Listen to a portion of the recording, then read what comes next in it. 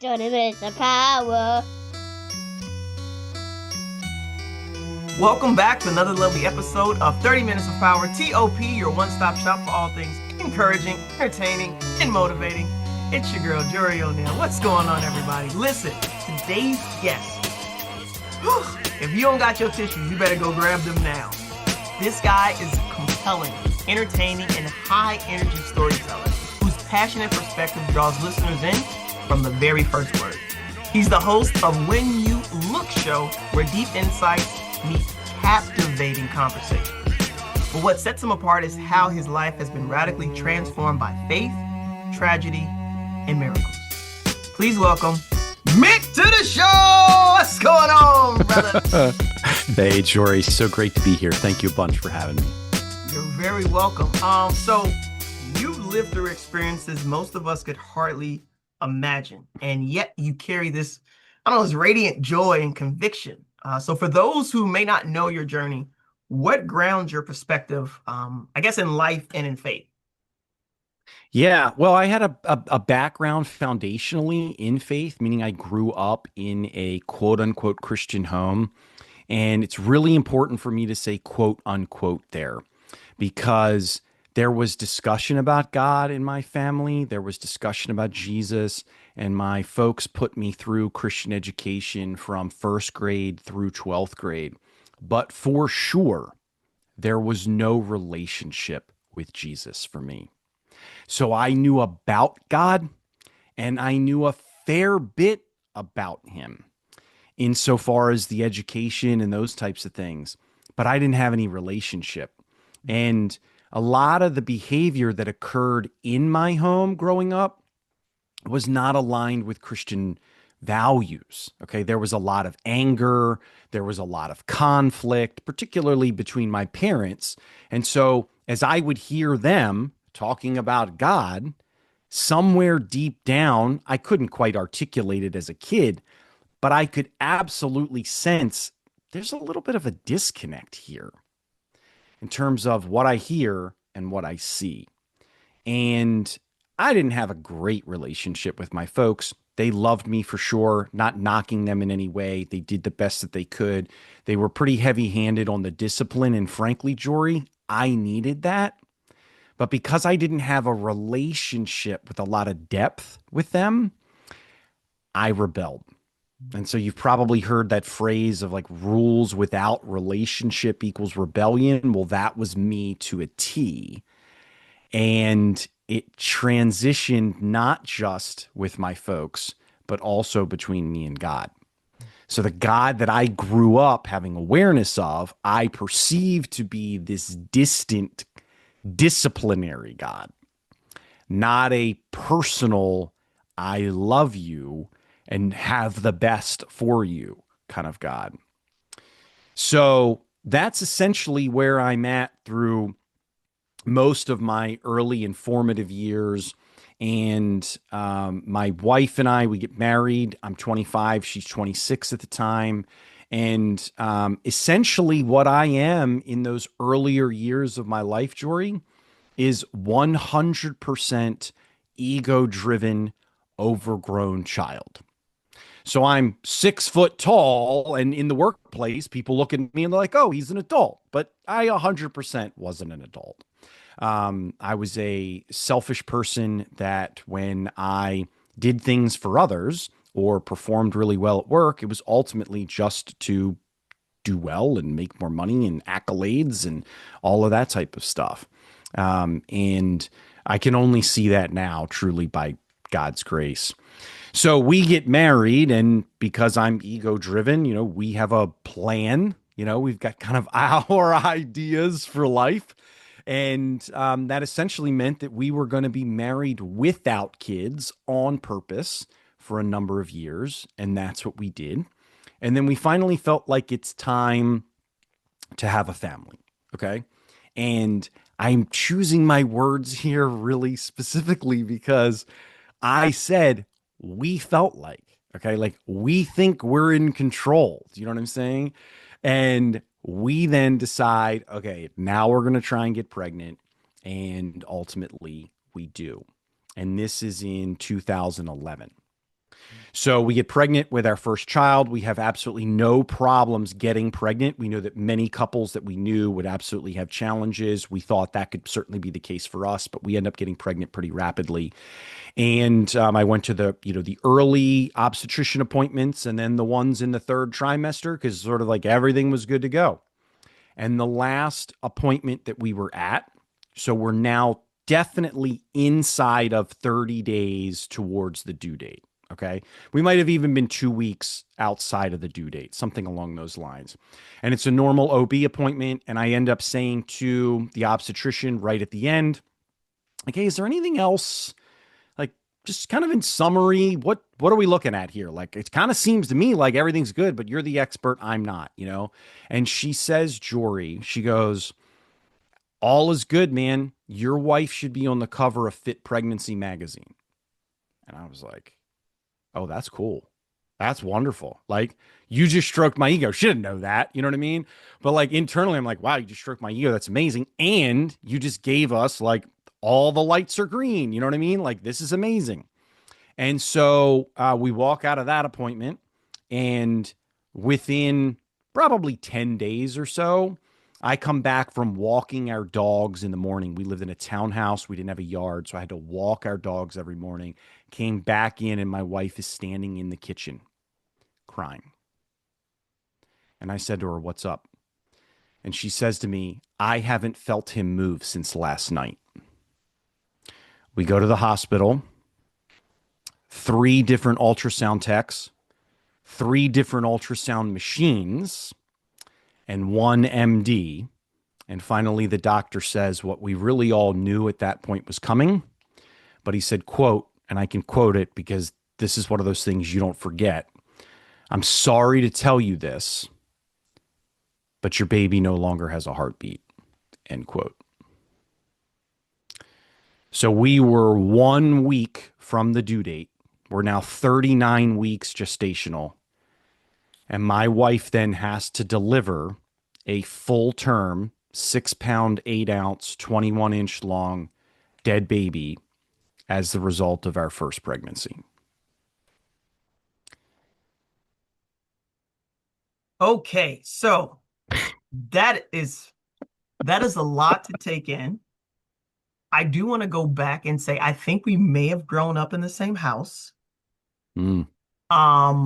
And I want to first of all say I am so sorry for your loss. And I know that doesn't do anything to replace any of the harm or the hurt, right? But I truly am sorry for your loss. And it is interesting because those types of moments can really like expose a person's heart and their character. And like when your faith meets life, what is being produced. So I want to, I can't, that's unimaginable grief. I've had 3 miscarriages, all second term. So second trimester. Wow. Yeah. We're rocking and rolling. We got names picked out, right? We're thinking about showers, all the things. And then, hey, oh man, I'm sorry, Jory. And so, right, like first one 2012, then 2014, then 2015. And so I had a son in 2013. So there was some light at the end of that very dark tunnel in space. So, but I was a Christian. I had a relationship with God. So this is very different, right? You are still, I guess, borrowing the faith that was potentially there from your youth, but not really having established, it sounds like a true relationship with God at this point. Like it's not head knowledge. So how did that moment change everything? Like I have to know, like, because that right now I'm invested, brother. Like this is a movie. I got my popcorn. Like this is Lifetime, and I want to know what happens. Like, just so don't leave me hanging now. I have a question for you. How long have you been sitting on your book idea? If you're tired of thinking about it and ready to actually make progress, join me the last Sunday of every month for my live writing masterclass. Now, this isn't just another class. It's an interactive space where you finally gain some clarity on your book to help you break through some mindsets that are blocking you and get the roadmap to actually start writing. And as a bonus, when you register, you'll get a free 20-minute coaching session with me. Spots are limited. Don't wait. Click the link in the show notes, scan the QR code, sign up. Let's get your book out of your head and onto the page. I'll see you there. Well, I won't. And you are too kind, but it's wonderful here to be able to chat through all of this. So yeah, you're right. I wouldn't even say that I was, though, borrowing faith. It wasn't there. And I should have clarified that earlier. So thank you for this opportunity to do that. So when I talked before about the rebellion from my folks and also from God, that really persisted all the way through to this moment. I wanted to keep, as I've said this to many other times, I wanted to keep God and his rules as far away from me and my wife as I could. So here we are. This is January 4th of 2012. Okay. We're in the hospital. We find out now that our son Luke is dead in utero. Naturally, we are overwhelmed immediately with grief. My wife wants to go to the restroom. So I'm like, okay, I'll go with you, walk her over to, and you and probably everybody else knows those hospital bathrooms that are like, they're for one person and there's one toilet, but like you could park a dump truck in them. You know what I'm saying? They're huge. So she goes in, we closed like the massive door, and I am now in the hallway. And I get on my knees and I get on my face because I'm literally overcome with grief. And being millimeters, centimeters, inches, whatever we want to call it, away from that linoleum floor, I cried out to God in desperation and asked him to help. And that is the moment, Jory, when I began to have a relationship with the God of the universe. So all of the head knowledge, to your point, never made a bit of difference. And now just the fact that I know about him matters, because now I'm finally needing him. So my wife is hearing me crying through the door, okay? And crying out, because I'm doing both of those things. I'm physically crying and also crying out. And because we're on a relatively, tight timeline here, God filled for us what we thought was a Luke-shaped hole in our heart. And he showed us in the filling of that hole that it wasn't a Luke-shaped hole, that it was a God-shaped hole. And he loved us through the grief, and he changed our lives entirely, and he's changed our family tree for generations. So the grief was very challenging, and we continued to cry out to him. 3 o'clock in the morning, 1 o'clock in the morning, 2 o'clock in the afternoon, didn't matter. We were crying out and letting the grief out, but letting it out to him. We got involved in a church, happened to be the church that hosted the memorial service for us. It was wonderful. We went through a program called Grief Share that many churches have, and that helped us to give voice to our grief. But it really came down to, at that point for us in those moments, we could have shaken our fist at God and said, why did you do this to us ultimately, or run to him. And I can attribute it only to his grace that we cried out and we ran to him. And he opened his arms and truly loved us through it. So I want you and everybody else listening to hear that we have been blessed tremendously in our lives. But the single greatest blessing that we can see, because there might be something that we can't see, but the single greatest blessing that my wife and I can see is the death of our son, because it brought us into relationship with Jesus, changed our lives, changed the trajectory of our lives, changed our family tree.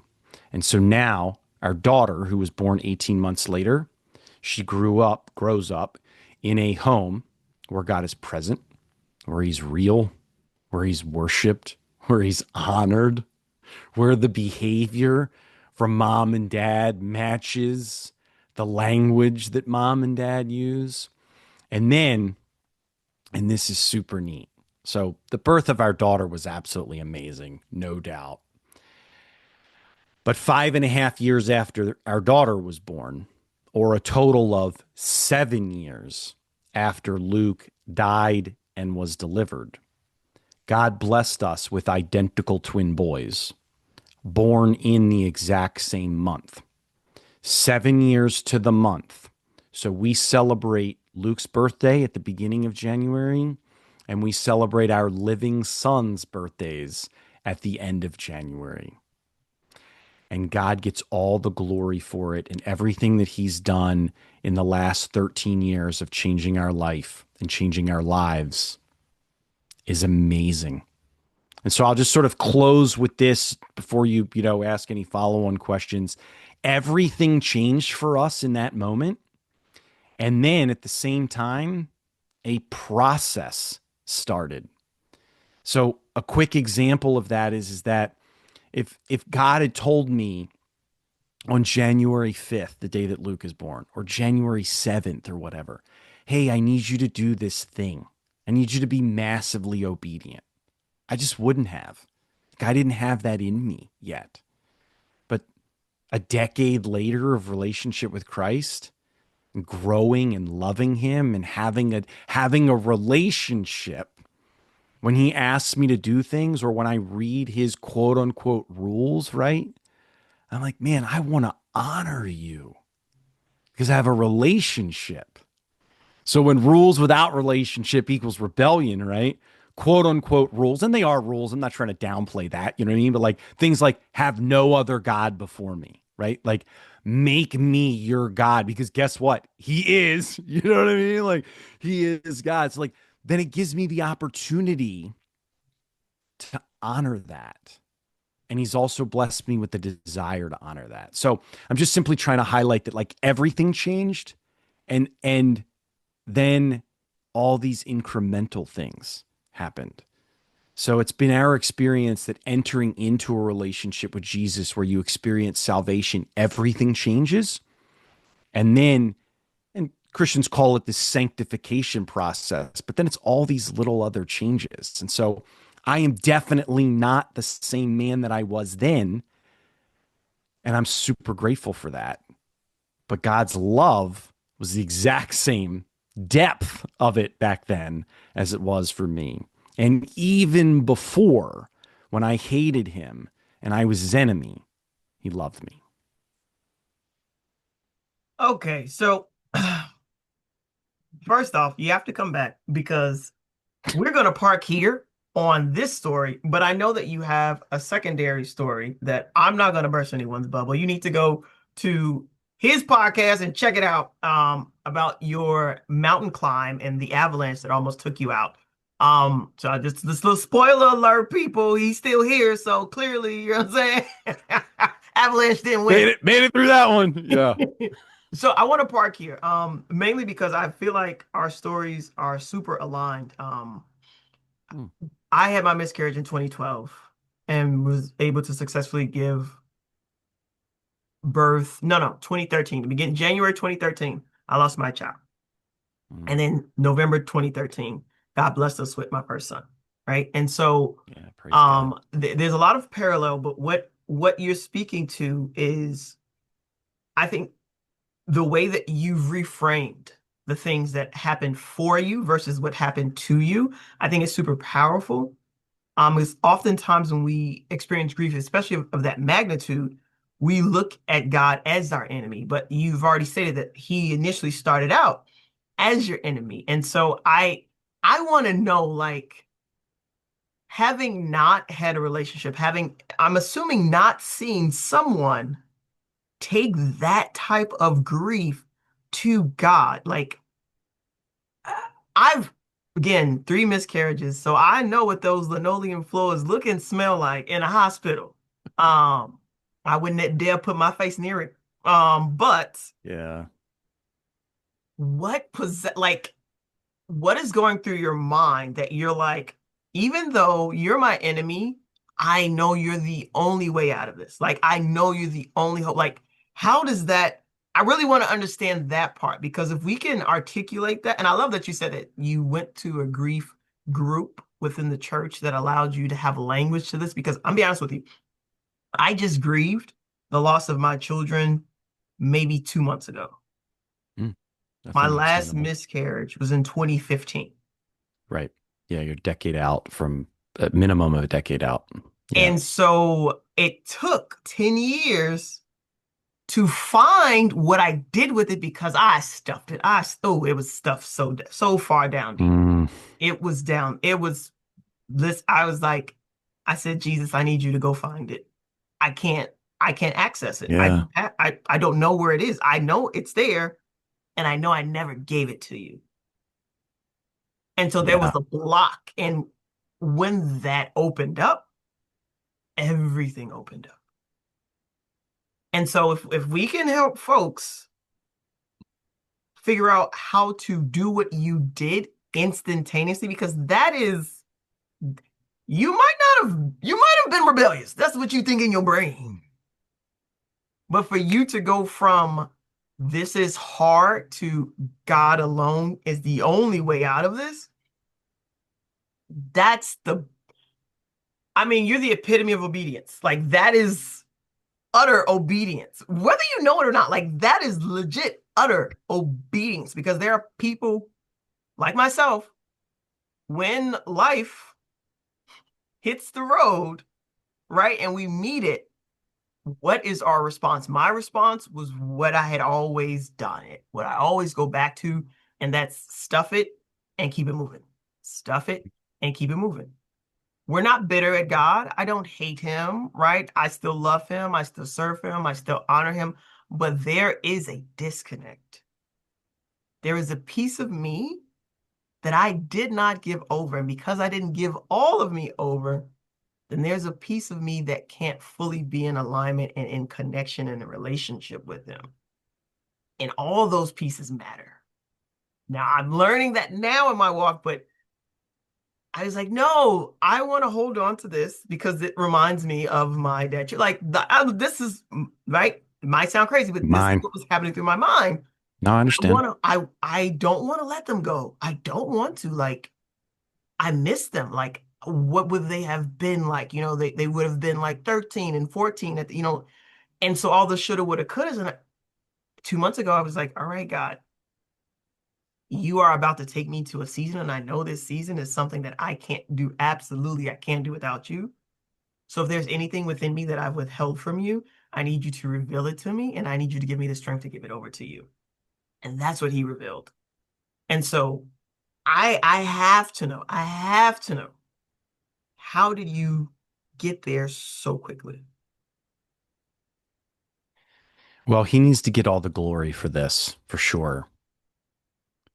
But it came down to what I think we can categorize into a single word, and that is surrender. Um, I don't think it's that different from other stories that I've heard where, an alcoholic has gotten to their rock bottom or someone's business has blown up and all of the other parts of their life are crumbling around them. And then at that point, they've hit their quote unquote rock bottom. So I did too. And what I recognized in that moment, I mean, truly in that moment, like I have a pretty distinct memory of that, was this recognition of, oh, I can't fix this. Like, this is beyond me. And my ego up to that point in life was like, we'll figure it out, fix this. I'm a legitimately handy person. Like, so like fixing things is normal, and creating better business outcomes at the businesses that I worked in was normal. This was beyond all of that. And I had that realization, and I was like, there's nothing I can do. I need him. So I said one word. I think at this point, it's probably better to say two, and that would be complete surrender. But if we leave off complete, it really just became surrender.